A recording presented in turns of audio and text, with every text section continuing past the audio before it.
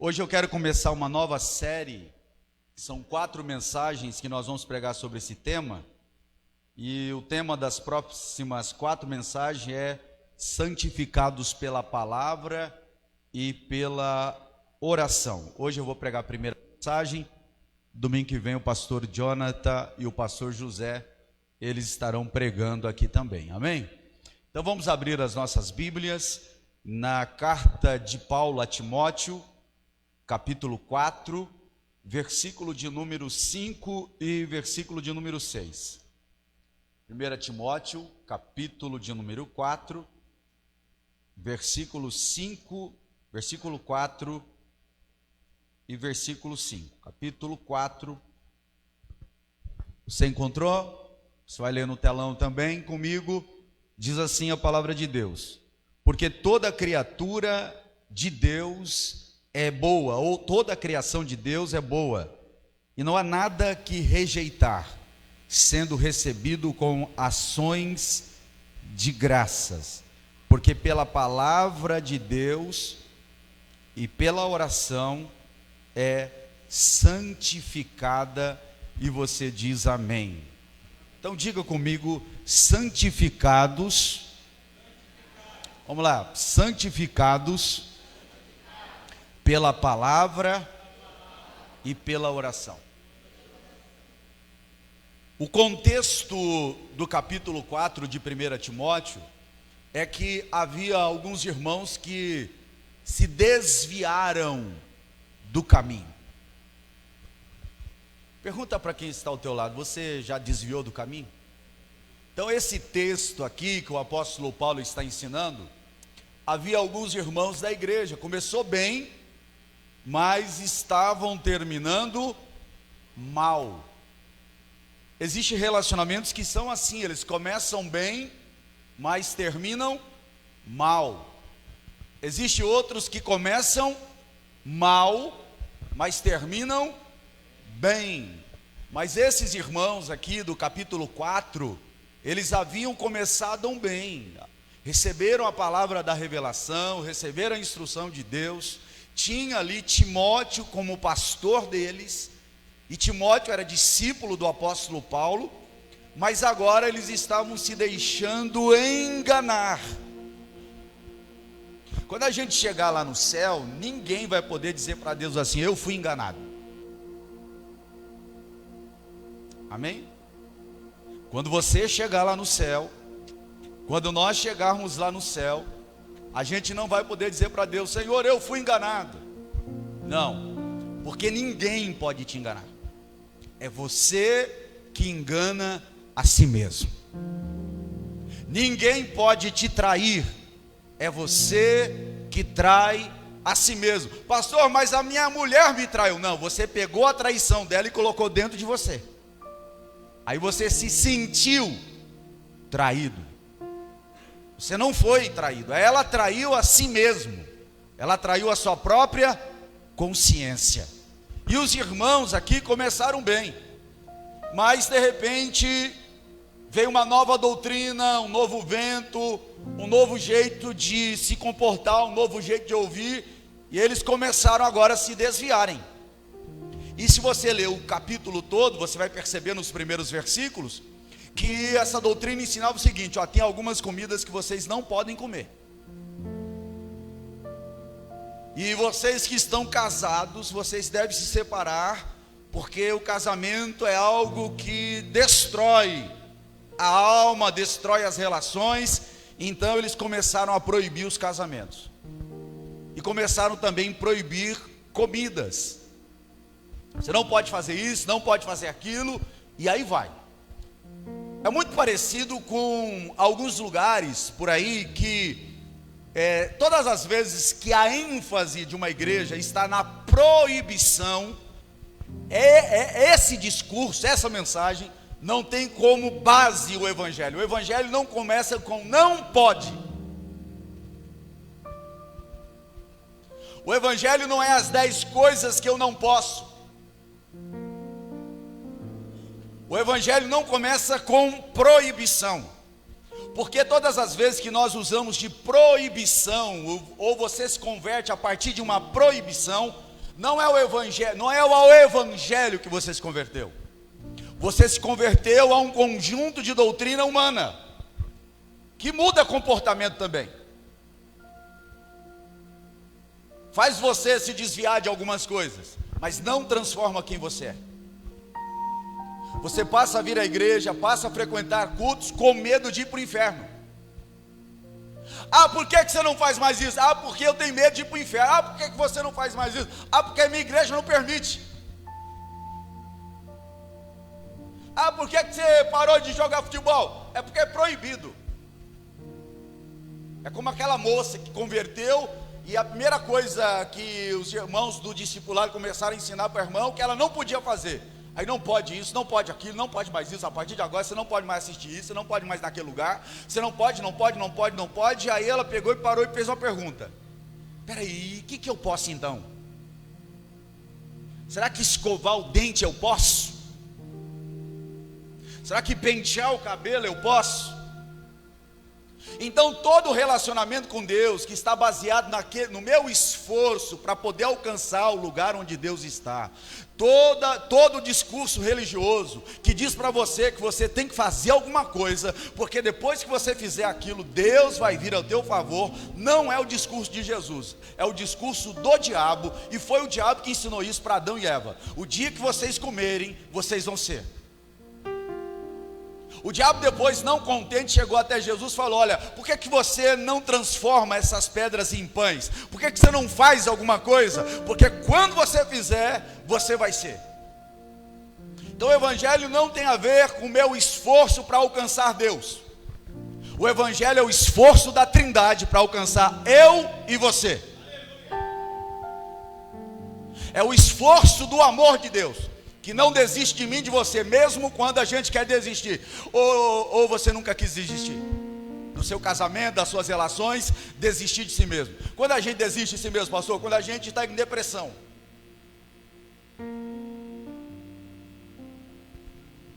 A gente desiste de si mesmo quando a gente entra num quadro depressivo, ou numa crise existencial, você não sabe mais o que você quer ser.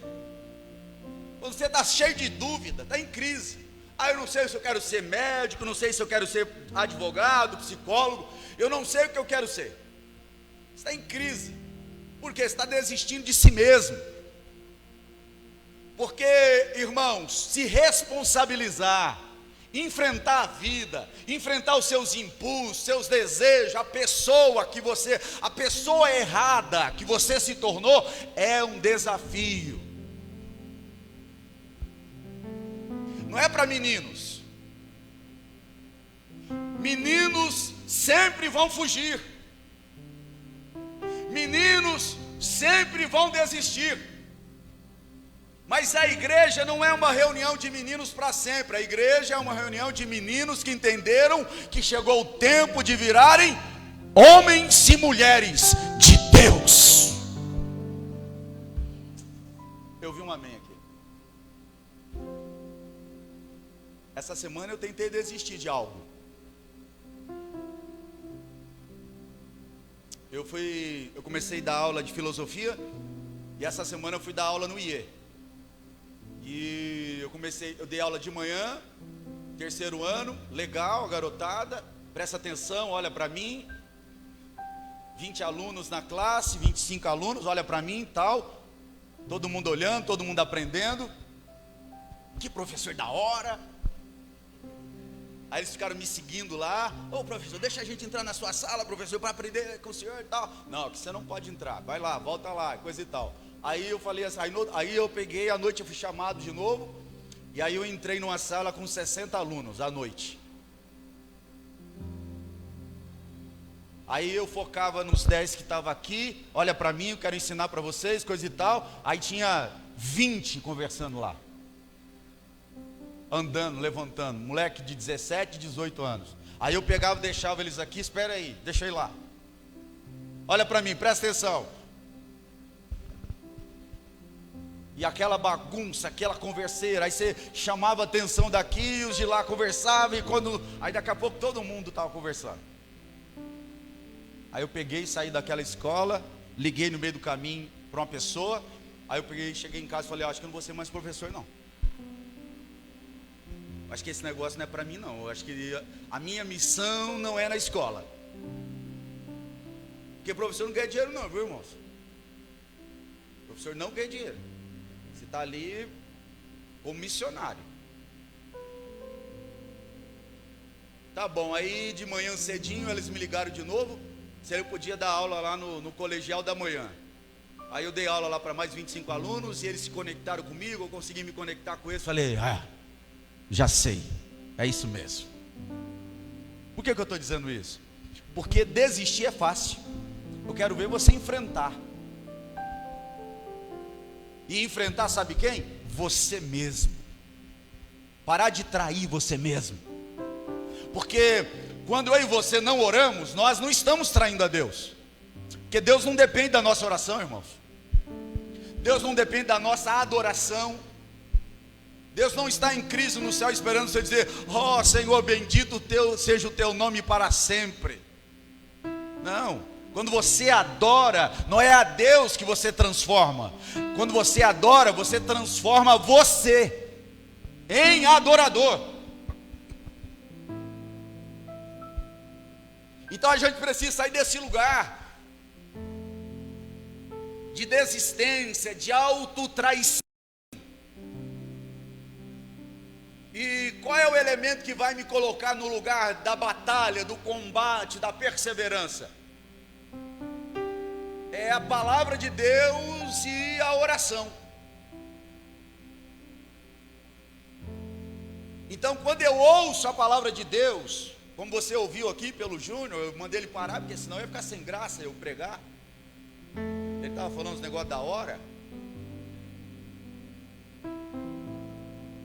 Quando eu ouço a palavra de Deus, mas ouço com o coração, não só na mente, mas desce para o meu coração e Deus fala comigo pela sua palavra, e essa palavra gera em mim um anseio para poder viver aquilo, vivenciar aquilo, transformar em prática de vida, romper com prisões, irmãos. Irmãos, nós não fomos chamados para ficar combatendo o diabo e as trevas não se combate. Você sabe como que a gente resiste o diabo? A Bíblia diz que eu resisto ao diabo me sujeitando a Deus. Porque se eu for encarar o diabo, eu vou perder sempre. O diabo é infinitamente muito mais poderoso do que a gente, ainda que ele foi vencido por Cristo. A nossa batalha é comigo mesmo. É enfrentar os meus medos, é enfrentar as minhas culpas, é enfrentar os meus impulsos, é me enfrentar aquilo que me limita no que diz respeito à vontade de Deus. E como eu vou então enfrentar as trevas? Eu enfrento as trevas me sujeitando à presença, à palavra de Deus. Por isso que a santificação, nós somos santificados pela palavra e pela oração. E quando a gente se abstém de alguma coisa, quando você jejua, quando você para de comer para agradar a Deus, quando você prega, quando você faz alguma coisa para a glória de Deus, você não faz para poder convencer Deus de nada, você faz para convencer a você mesmo a respeito da pessoa que Deus te chamou para ser. Isso é coisa de filho de Deus. Filho de Deus se abstém das coisas não para converter Deus. Filho de Deus se abstém das coisas que desagradam o seu pai, para poder ser parecido com ele. Como muito bem disse aqui, para virar, para fazer aquilo que ele faz. Por isso que nós jejuamos, por isso que nós oramos. A oração, o poder da oração não está em quem ora, o poder da oração está em quem ouve. E à medida que Deus vai ouvindo as nossas orações, Deus começa a cooperar conosco, para que eu e você possamos ser transformado. Amém? Então a vida cristã não é uma vida de proibições, mas é uma vivência de amor. Nós estamos todos os dias sendo ministrados pelo amor de Deus. A pregação do Evangelho não é uma pregação que vem para condenar. Jesus disse: eu não vim para condenar o mundo, eu vim para salvar. Então a nossa pregação não é para condenar você, a nossa pregação é para salvar, e salvando, aí você entra na próxima etapa, porque primeiro você prega para salvar, depois você prega para perder. Você tem que ensinar para as pessoas, a partir do momento que elas creram em Jesus, foram salvas. A próxima etapa do discipulado não é mais ensinar salvação, mas perdição. Como se perder para a glória de Deus? Porque Jesus falou assim: se alguém quiser ganhar a sua vida, perdê-la-á. E quem perder a sua vida por amor de mim, achá-la-á. Amém? Então o que a gente precisa aprender não é mais como me salvar, agora eu preciso aprender como me perder para a glória de Deus, como renunciar, como viver uma vida para a glória de Deus. Agora tem uma coisa na pregação que a gente faz. O que é, pastor? Que todas as vezes que você prega, todas as vezes que a gente libera uma palavra, seja cantada, ministrada, seja aqui na hora do ensino da palavra de Deus, vai acontecer duas coisas: algumas pessoas vão ouvir, vão se arrepender e vão entrar no caminho do discipulado de Jesus. Outras pessoas vão resistir a essa palavra.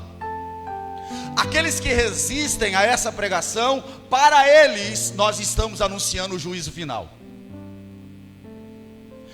Para aqueles que creem, nós estamos anunciando o novo céu e a nova terra. Para aqueles que rejeitam, há um anúncio também de condenação, mas é resultado da sua incredulidade, é resultado da sua insistência em viver no caminho que leva para o mal.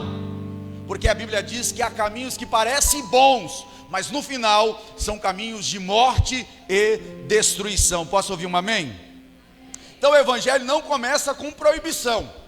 O evangelho começa então com salvação, com entrega, com revelação. E uma vez que você entende isso, você começa a viver uma vida para a glória do nome de Jesus. À medida que a gente vai entendendo o evangelho, à medida que Deus vai falando conosco, e você vai sendo santificado pela palavra de Deus, você vai ter gratidão.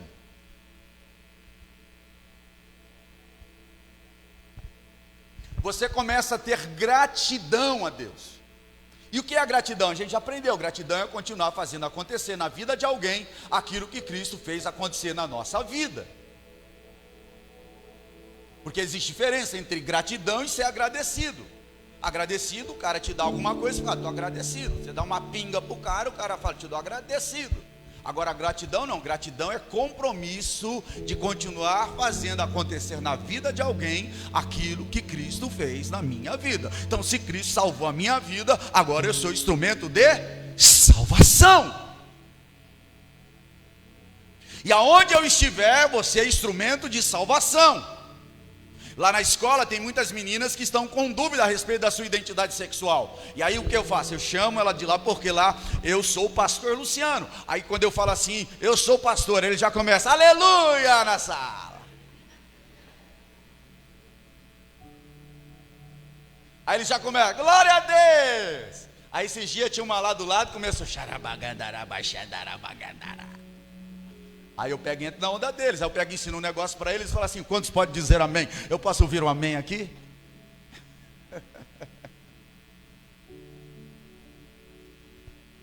Então ali eu estou como o quê? Como missionário, porque por isso que eu me identifico.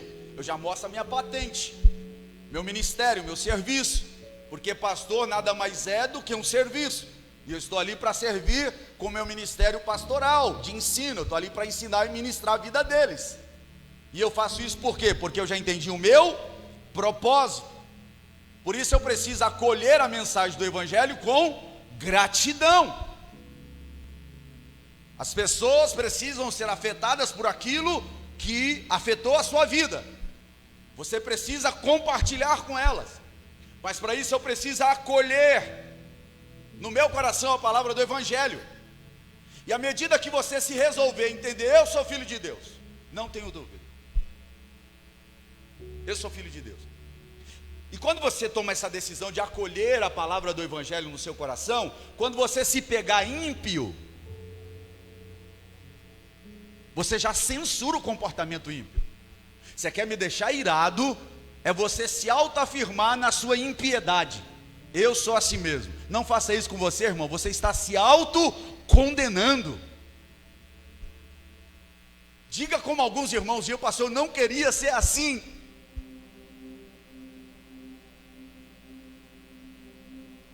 Quando você diz, eu não queria ser assim, é porque você está na luta, está no combate. Quando você não dá conta e transborda a maldade, logo em seguida você tenta reparar de alguma forma a sua maldade, você está no discipulado. Agora não fique, irmão, se autocondenando. Nunca diga eu sou assim mesmo e ponto final. Você está se autocondenando. Você está dizendo, Deus, traga sobre mim o seu juízo. Então, para que eu possa acolher alguém de verdade, eu preciso primeiro entender que eu fui acolhido. E Deus me acolheu, independentemente do meu certo e errado. Deus não acolheu você, Deus não acolheu a mim porque a gente acertou ou porque a gente errou. Deus nos acolheu porque Deus é bom e a sua misericórdia dura para sempre. Então não se trata de certo ou errado, se trata daquilo que é bom. O bom de Deus aconteceu na nossa vida. Eu fui acolhido pela Trindade. Imagine, no mundo espiritual a gente foi recebido pela Trindade, pelo amor do Pai, pela graça do Filho, pela comunhão do Espírito Santo. Você sabe por que você consegue ter comunhão com os irmãos? Porque a Trindade está estabelecendo comunhão entre nós. Por que nós estamos conseguindo amar? Porque a Trindade está transferindo amor para nós. Nós não estamos vivendo mais para Deus. Quando nós estávamos na religião, a gente pensava que vivia para Deus. Eu fiz isso aqui para Deus. Não, agora nós estamos vivendo de Deus. E tudo que a gente faz agora, faz a partir dele, para a glória do nome dele, porque nós estamos vivendo da videira verdadeira. Eu fui acolhido na videira. Eu sou um galho da videira. Você é um galho da videira. E não é o galho que alimenta a árvore, é a árvore que alimenta o galho. Por isso que você não pode ser uma pessoa arrogante. Você sabe o que é uma pessoa arrogante? É uma pessoa que parou de ouvir a Deus, parou de rogar. Arrogante, não arrogar, parou de rogar, parou de se comunicar, perdeu a conexão com a fonte. E quando você perde a conexão com a fonte, acontece duas coisas: sequidão e vazio.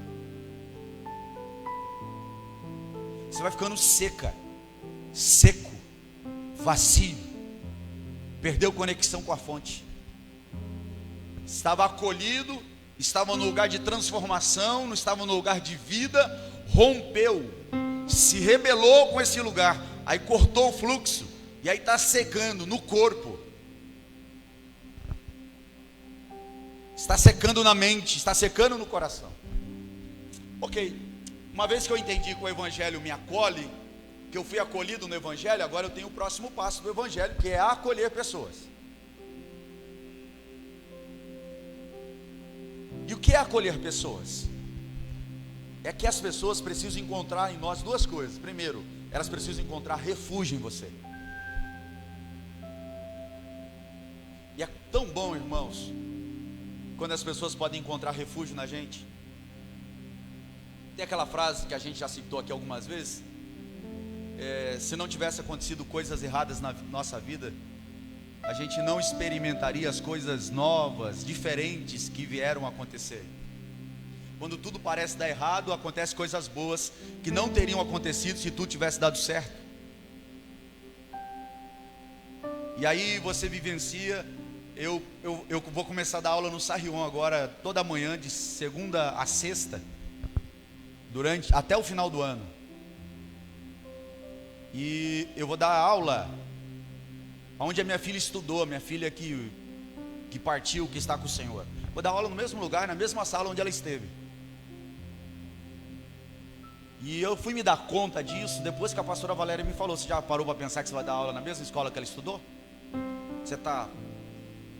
Ela olhou para mim e falou assim: você está resolvido, né?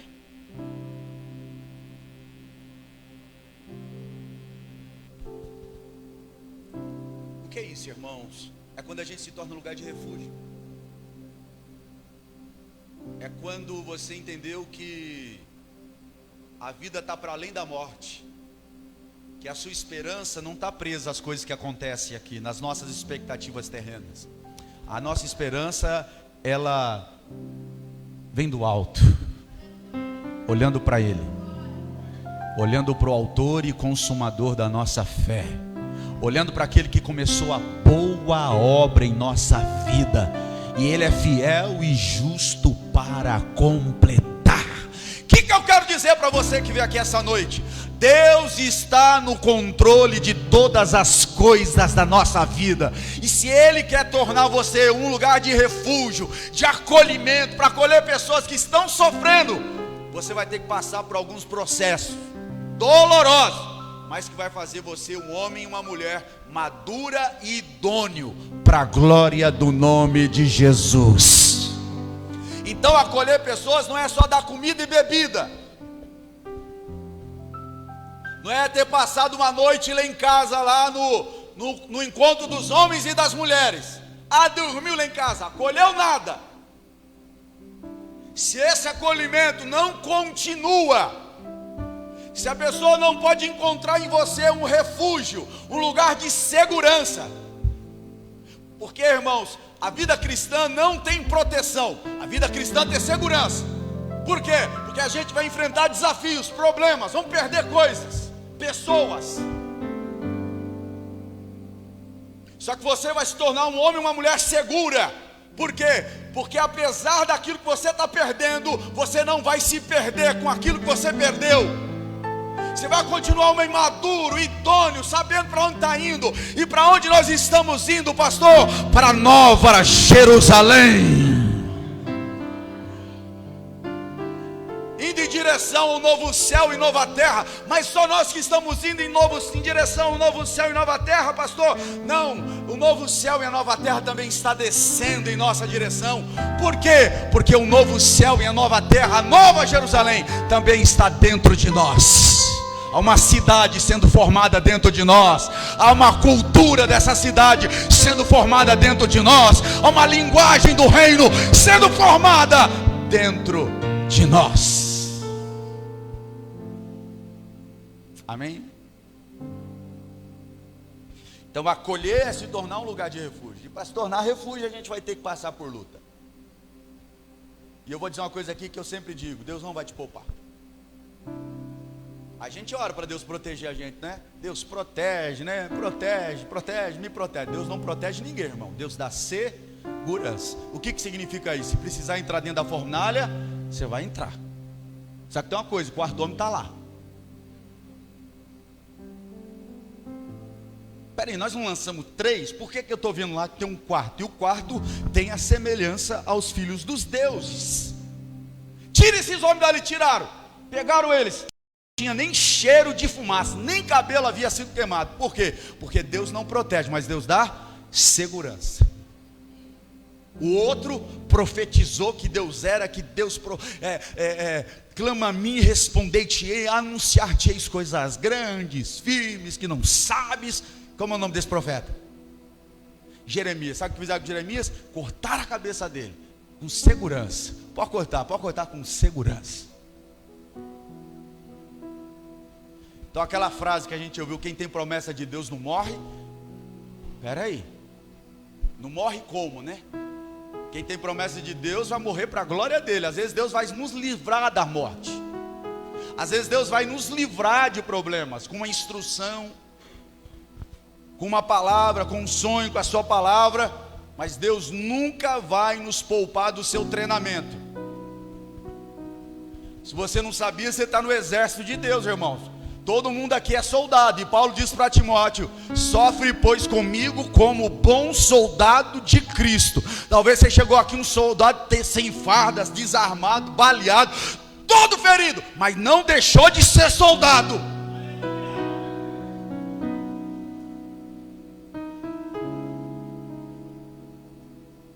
Nós somos soldados de Cristo. Deus nos chamou para o seu exército, nos acolheu como bons soldados dele. Por isso a gente se torna um lugar de refúgio. E nesse lugar de refúgio a gente aguça a nossa escuta. Como é bom, irmãos, quando você para ouvir alguém. Eu tenho uma dificuldade muito grande com a escuta. E olha que eu trabalho com psicanálise, você tem que ouvir mais do que falar. Mas quando a pessoa começa a falar comigo, eu já quero ensinar alguma coisa para ela. Mas como é bom você ter alguém que para poder te ouvir, te escuta. É muito comum os maridos não ouvirem a esposa. Ô Juninho, doa seu celular, o seu relógio para mim, por favor. Traz ele aí para mim. Eu acho que é de Deus ele me dá esse relógio, não estou sentindo.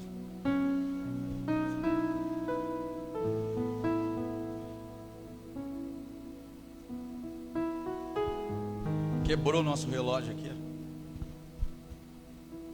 É muito difícil ouvir. Às vezes a pastora Valéria quer conversar comigo e eu estou conectado em outra coisa, a 1000 por hora. Aí eu pego e concentro. Ela fala, mas não estou ouvindo nada, mas pelo menos eu estou olhando para ela, estou escutando. Porque escutar é o jeito de fingir de ouvir. Pelo menos escuta. Então, pare para ouvir alguém. Quando você sair aqui da igreja, não vá embora correndo. Pare para ouvir alguém, para orar por alguém, para ser acolhimento e refúgio para alguém. Porque todos nós aqui, irmãos, somos um refúgio para alguém. Porque talvez alguém não vai encontrar refúgio em mim, mas vai encontrar um refúgio no pastor Gilmar, no irmão Gilmar.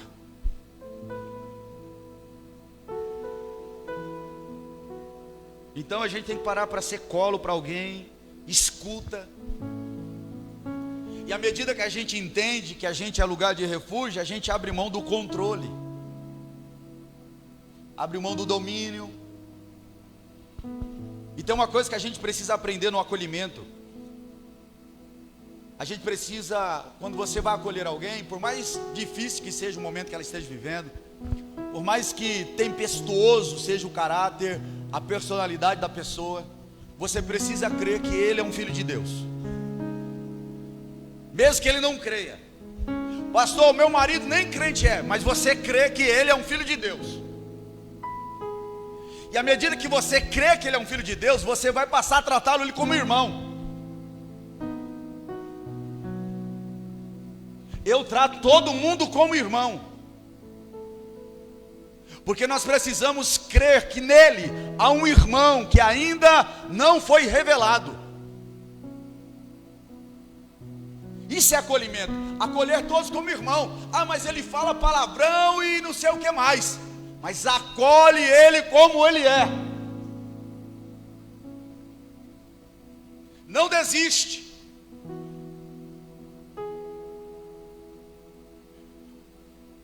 Mas se ele quiser desistir de mim, aí não tem problema, foi ele que desistiu, irmão. Não foi Jesus que desistiu de Judas, foi Judas que desistiu daquela mensagem.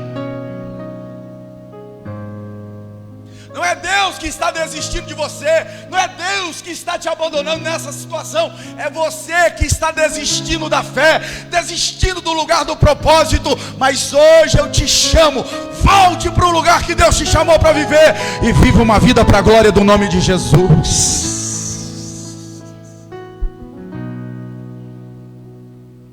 Não viva como um louco. Quando a gente vive como um louco, pastor, é como a gente vive como se nunca fosse morrer. A gente se torna pessoas inconsequentes. Não seja inconsequente.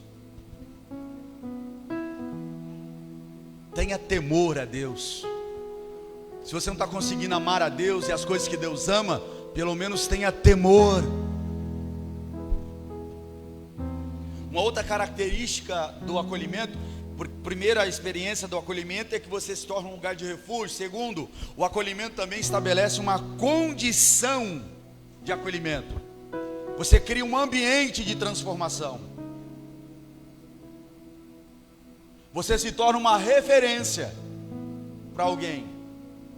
E tem uma coisa, irmãos, talvez há uma área da minha vida que não é uma referência para você. mas há algo em mim que serve como referência para você, porque só Jesus era absolutamente pleno em tudo. Talvez se você conviver comigo, você vai perceber que há algumas coisas que não dá para você imitar. Essa área não dá para imitar do pastor. O problema é quando você me procura e não há nenhum tipo de fruto em mim. Não há nada em mim que você possa se inspirar. Não há nada em mim que você possa dizer, eu queria isso também. Aí é falência. Aí você entrou em estado de falência. Não é referência de nada. Eu preciso ser referência. Mastro. O que é mastro? Mastro é aquele negócio que sustenta o circo. Não tem lá aquela madeira central que sustenta a tenda? Quando eu não tenho uma referência, a minha tenda é caída. Não é lugar de acolhimento. Ninguém pode se refugiar em mim. Você precisa identificar qual é a área da tua vida que está madura, e nessa área você pode entregar ela para as pessoas. Olha, nessa área aqui eu não tropeço. Pode me procurar nessa área, porque aqui eu não tropeço. Aí alguém pode se refugiar em você. E aquelas áreas que a tenda está caída lá, está no meio da lama, está tudo estragando, ali precisa levantar aquele mastro, aquele lugar de referência. Você precisa santificar aquele lugar.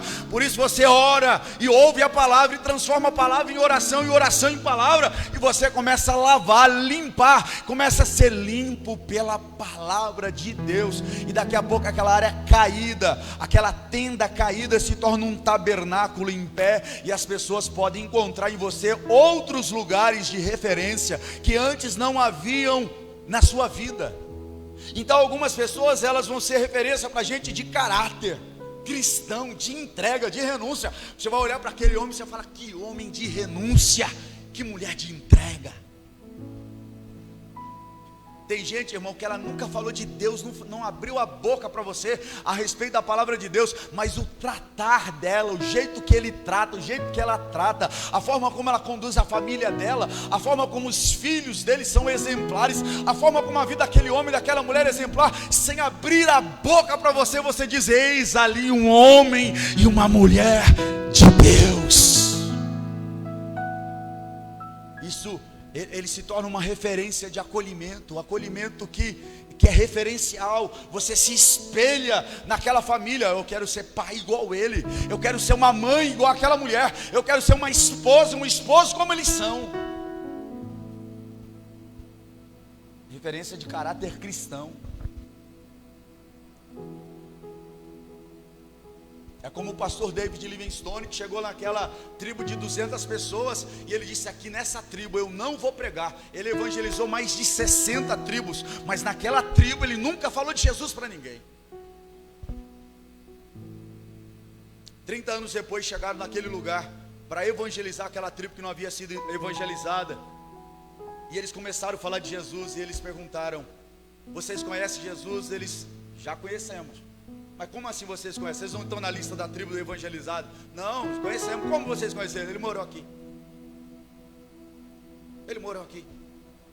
O cara viveu como Jesus de maneira integral, íntegra e intensa. O que está faltando para você, pastor? O que está faltando para mim? Está faltando intensidade. Tem uma área da tua vida que está madura. O diabo não consegue mais corromper essa área. Os seus amigos não conseguem corromper essa área. O pecado não consegue corromper essa área. Você já amadureceu naquela área. O diabo não consegue tirar você desse lugar de maturidade. E você sabe que Deus já chamou você para essa área. Então, compartilha isso com o mundo. Investe nela. Que nesse lugar as pessoas possam encontrar refúgio, salvação, paz.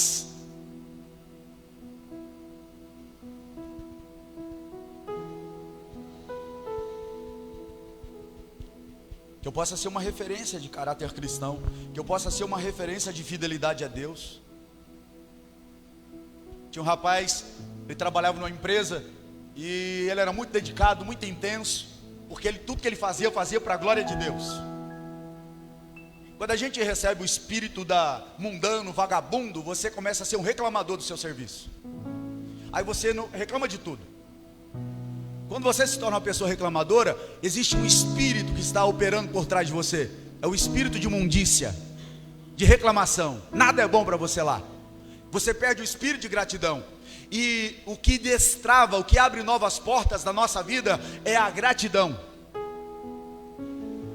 Então, se você trabalha num lugar que você está insatisfeito, então amanhã você chega no teu patrão e fala assim: ó, não quero mais trabalhar aqui. Seja homem, seja mulher, porque sabe que você está acumulando para você ira de Deus. Se você está travando os céus, para você o céu é de bronze, irmão. Você vai continuar na escravatura, na senzala, no que diz respeito à tua profissão. Eu disse ontem para a pastora Valéria, eu me sinto um homem absolutamente pleno, porque tudo que eu estudei, eu consegui compartilhar, viver, entregar.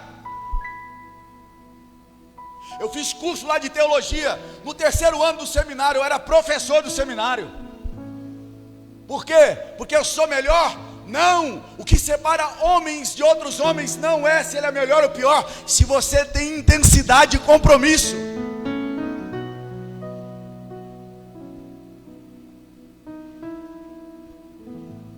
Como a gente se sente realizado, irmão, quando você conclui. Comecei e concluí.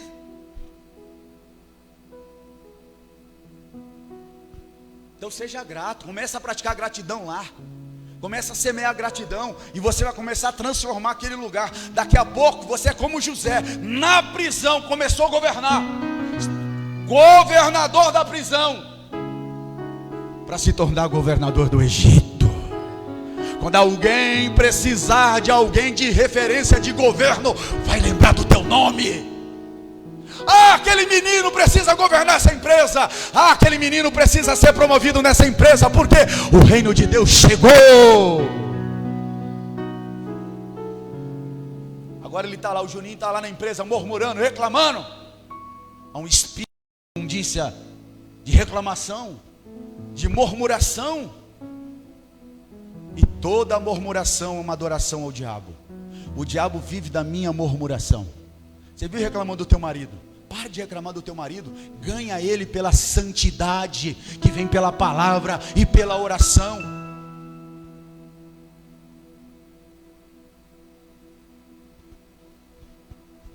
Eu atendo casais que estão com um problema no relacionamento.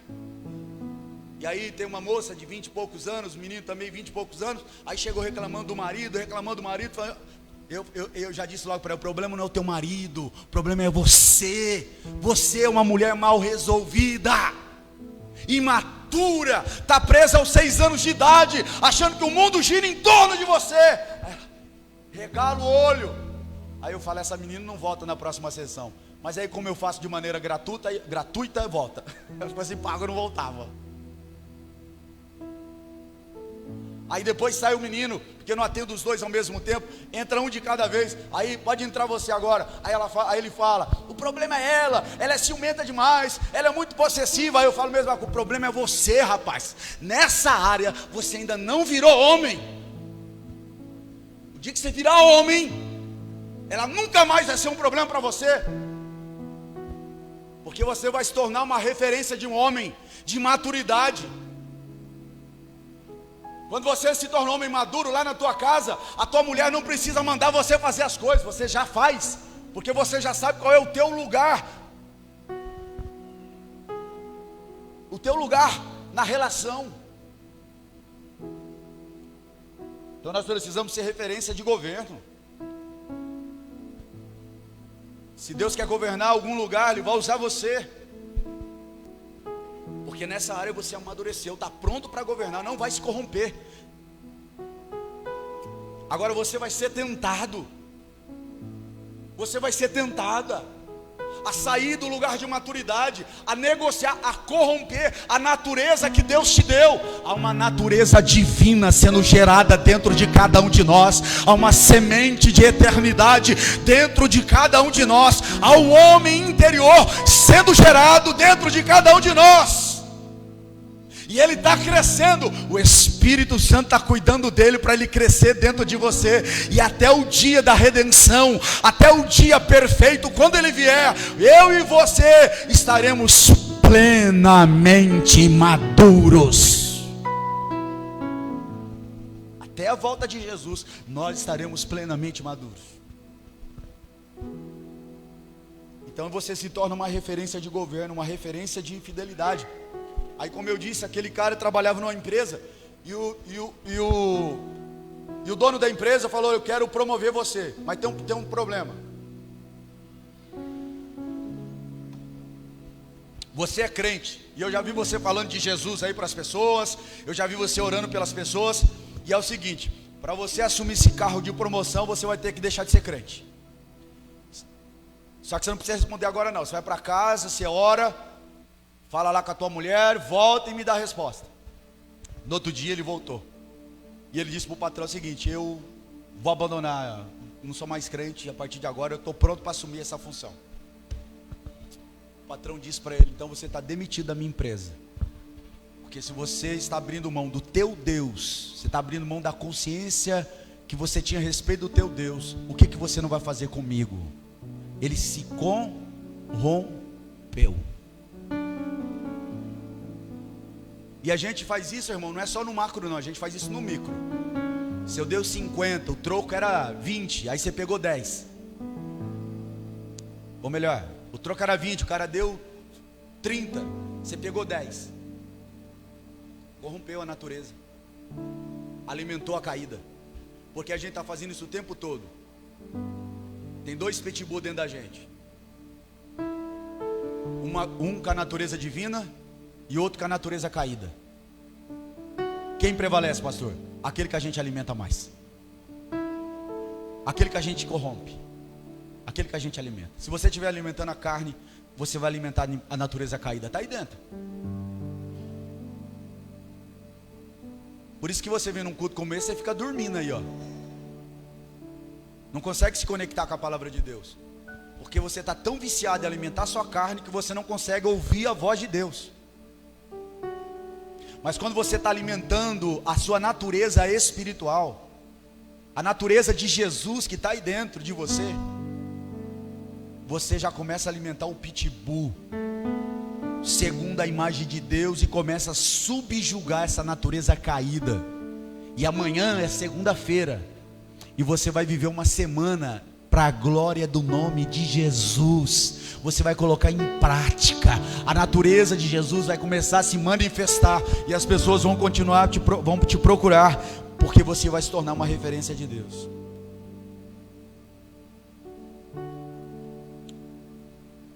Então nós precisamos ser acolher, estabelecendo a condição para que as pessoas possam olhar para a gente como referência de um caráter cristão, de governo, de fidelidade a Deus e de maturidade.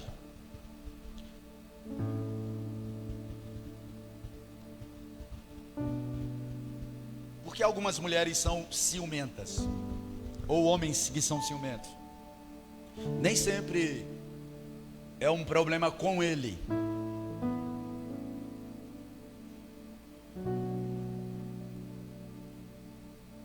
Mas é a falta de maturidade com o outro. Então, por exemplo, se você se relaciona com uma pessoa, você está namorando com ela já há 20 anos, e ela não quer casar com você, não é com um homem que você está namorando, é com um menino. Porque meninos não querem responsabilidades. E eles não querem, não é porque eles não podem, eles não querem porque tem medo.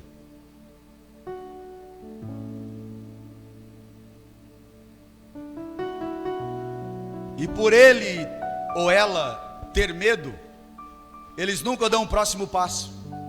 E vivem adiando a responsabilidade de se sujeitar um ao outro. Porque casamento é o lugar onde Deus nos santifica para a glória do nome dele. Então você precisa passar por maturidade.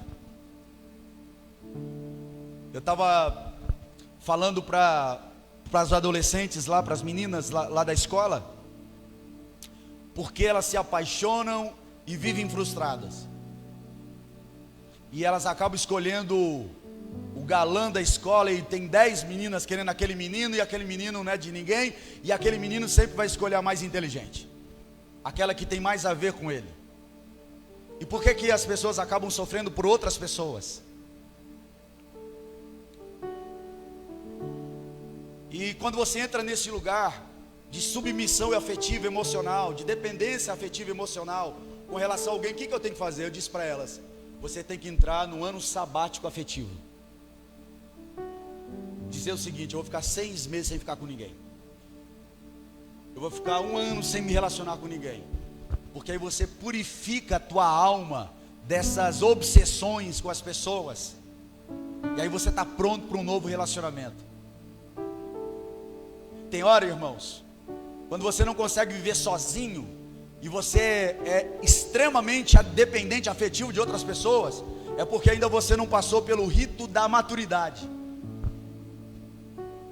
Existe uma tribo nativa americana, é uma das mais antigas nos Estados Unidos, chamada Cherokee, e eles têm um ritual para que os meninos se tornem homens.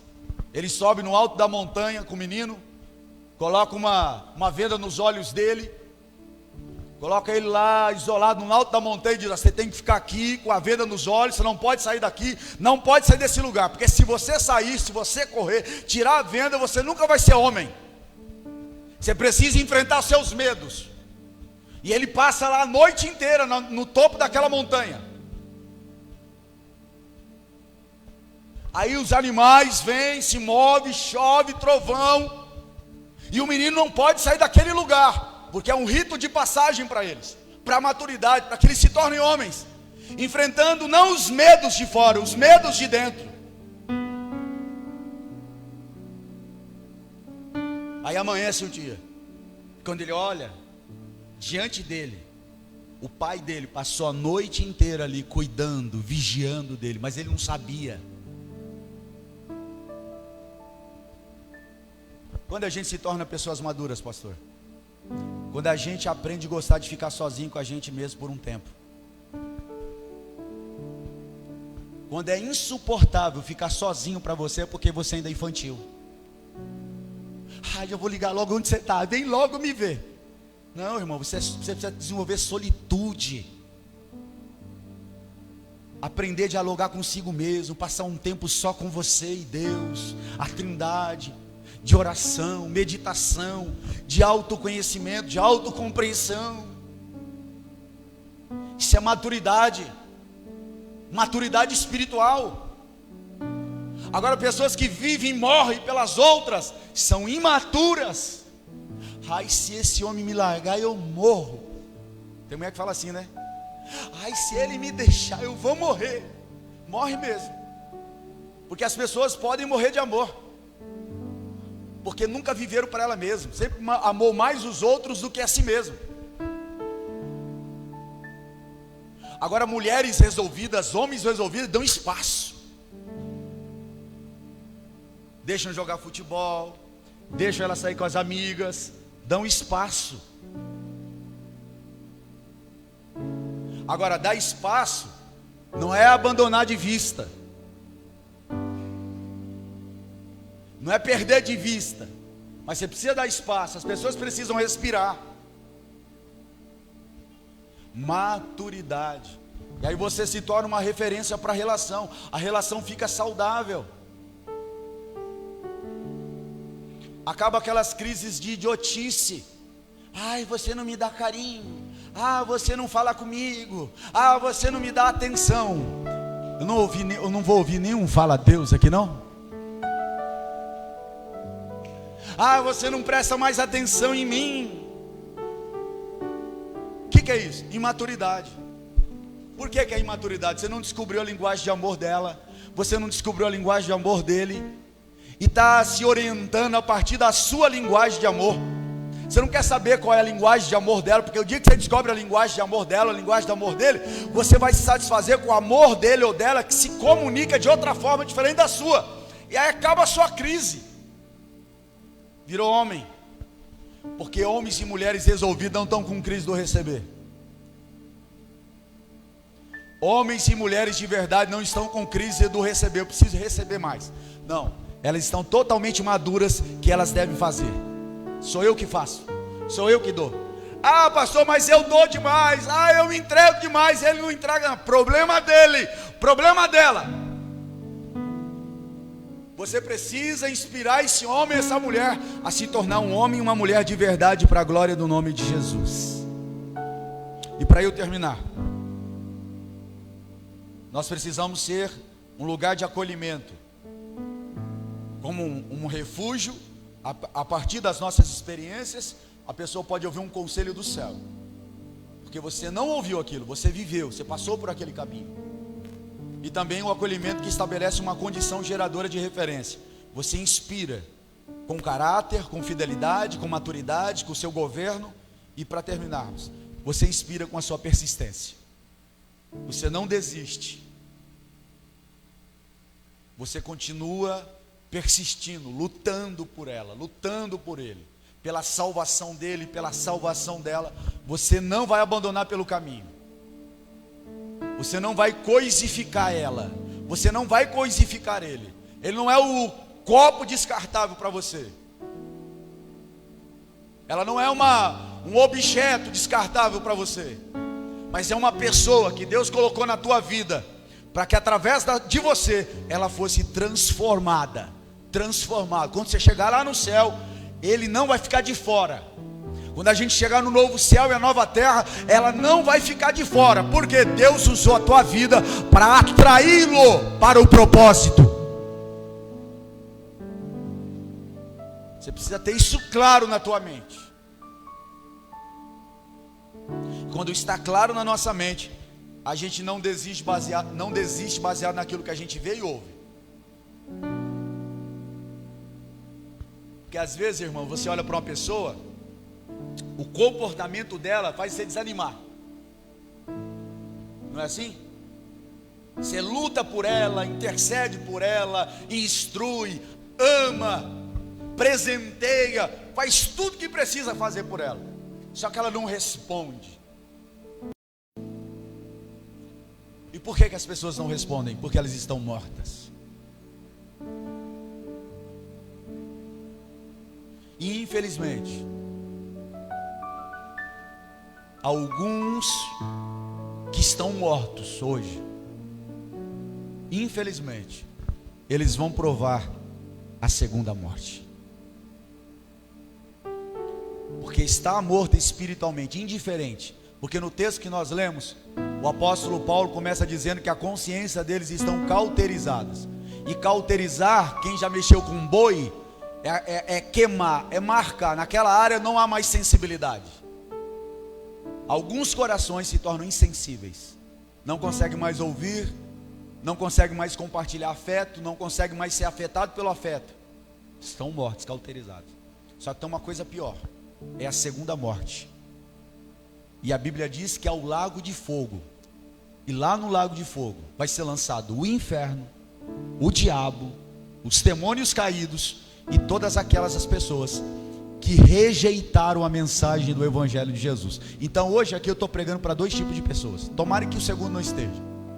Primeiro, para aqueles que vão vir, vão se arrepender e vão andar pelo novo e vivo caminho. Segundo, aqueles que vão ouvir, vão escutar, vão rejeitar a mensagem do Evangelho e vão ser condenados eternamente. Eu espero que você não esteja aqui hoje. Eu espero que eu esteja pregando para filhos e filhos de Deus. Pastor, eu estou meia boca, mas eu creio que você é filho de Deus. Pastor, eu estou num tempo caído, mas eu creio que você vai se levantar. Pastor, eu estou em crise, mas eu creio que virá um tempo de bonança para a tua vida. Porque o choro pode durar uma noite, mas a alegria de Deus vem pela manhã. E se você crê nessa verdade, levante a tua mão e fique em pé em nome de Jesus e glorifique a Deus.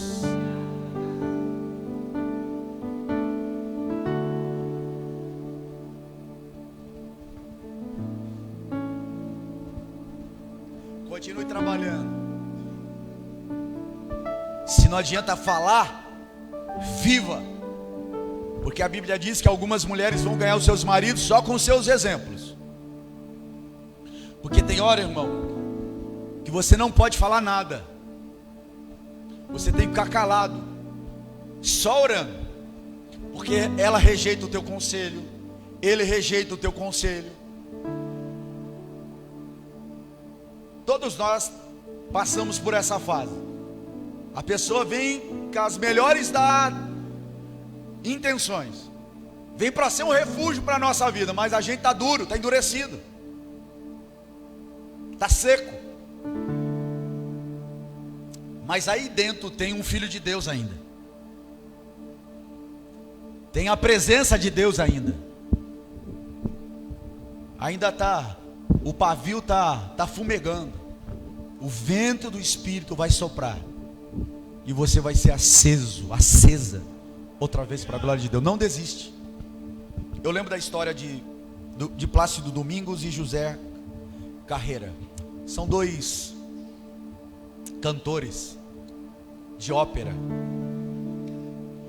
e um deles é da cidade de Madrid, que é o Plácido Domingos, e o outro é catalão, que era o José Carreira. E eles brigaram por causa de política, porque as pessoas na Espanha que moram na região da Catalunha queriam a independência, e até hoje eles não têm independência. O espanhol lá que eles falam é diferente, é tudo diferente. E eles brigaram por causa de política. Todas as vezes que José Carreira ia fazer um show, tinha que estar no contrato que Plácido Domingos não podia estar naquele mesmo show, porque ele não queria dividir o mesmo palco, não queria dividir o mesmo microfone com ele. Só que aconteceu uma coisa, irmãos. José Carreira teve que enfrentar um inimigo maior do que ele, que era maior do que a inimizade que ele tinha com Plácido Domingos. Ele desenvolveu um câncer e começou a gastar todo o dinheiro dele para ser curado, porque amargura gera câncer.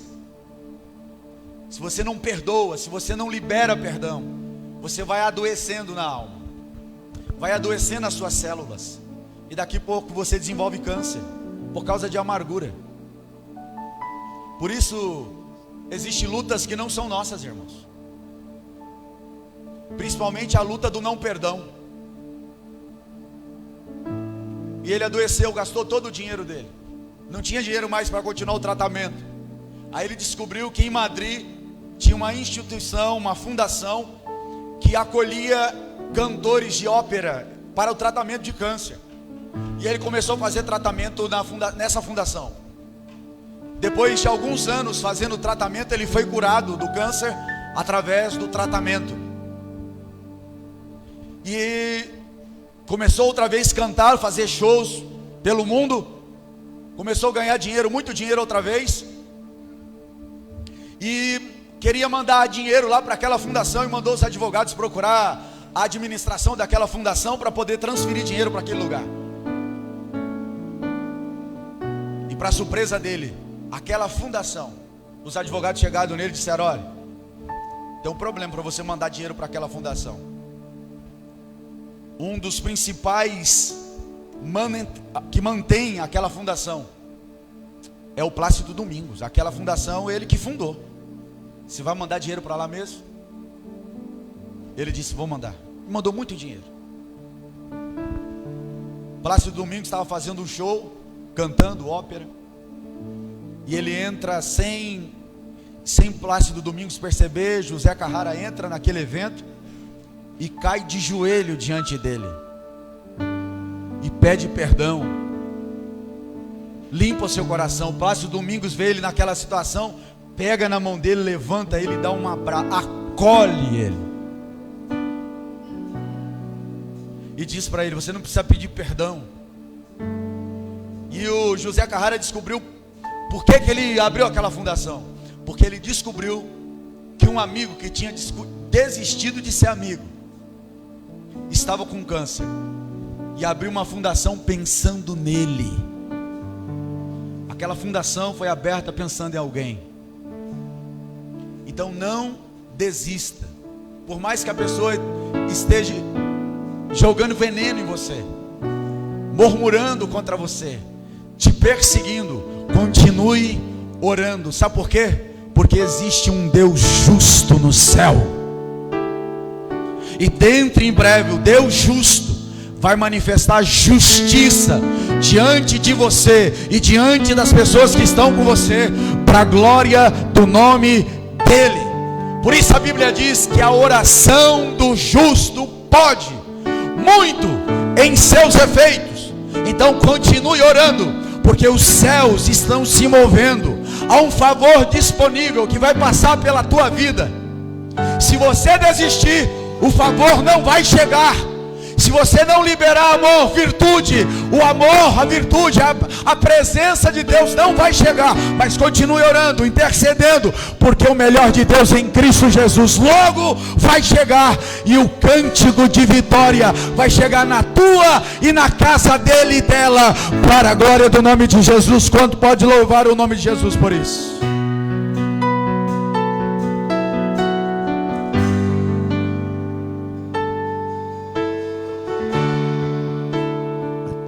Eu vou clamar, pois tudo vem de ti e tudo está em ti. Por ti vou caminhar, tu és a direção, o sol a me guiar. Tudo pode passar, teu amor jamais me deixará. Sempre há de existir um novo amanhã preparado pra mim.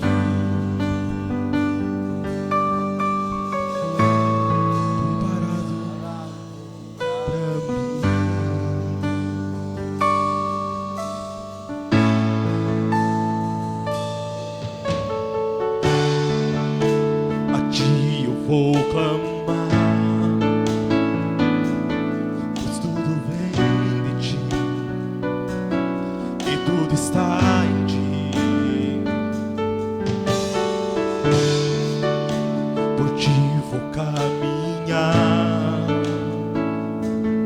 tu és a direção, o sol a me guiar. Tudo pode passar,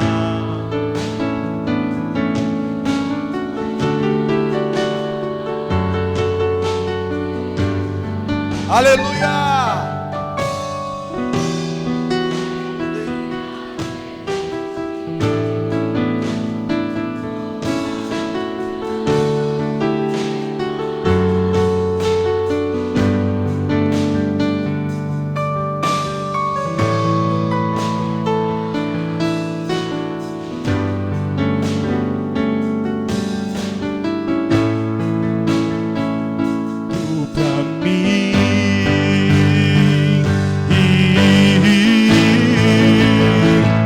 eu me rendo aos teus pés. És tudo que eu preciso pra viver. Eu me lanço aos teus braços, onde encontro meu refúgio. Eu me rendo aos teus pés. És tudo que eu preciso pra viver. Eu me lanço aos teus braços, onde que eu encontro meu refúgio. Jesus,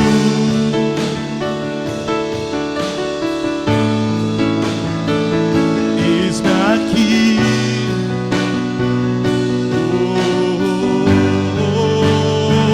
Jesus,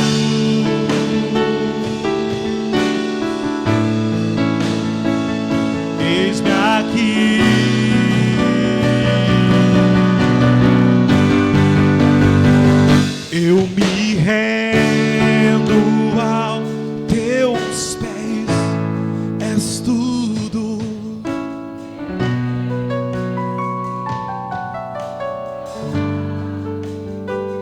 Eu me lanço aos teus braços, onde que eu encontro meu refúgio. Aleluia. Tu és nosso lugar de refúgio, ó Deus. Tu és nosso lugar de segurança. Apesar das circunstâncias, nós encontramos no Senhor o nosso lugar de segurança, porque somos como peregrinos aqui nessa terra. O nosso nome não está apenas escrito no cartório da terra, o nosso nome está escrito no cartório celestial. E há um novo céu e nova terra nos aguardando, porque essa vida nós estamos aqui como peregrinos e estrangeiros. Por isso que o nosso coração não pode estar em nada. O nosso coração tem que estar no Senhor, porque aonde estiver o nosso coração, aí vai estar o nosso tesouro, Senhor. Que os seus filhos possam descobrir no Senhor o teu lugar de tesouro, para a glória do nome de Jesus. Amém. Que o grande amor de Deus, a graça do nosso Senhor Jesus Cristo e a preciosa comunhão do Espírito Santo seja com todos, e todos digam amém. Deus abençoe, uma ótima semana para vocês.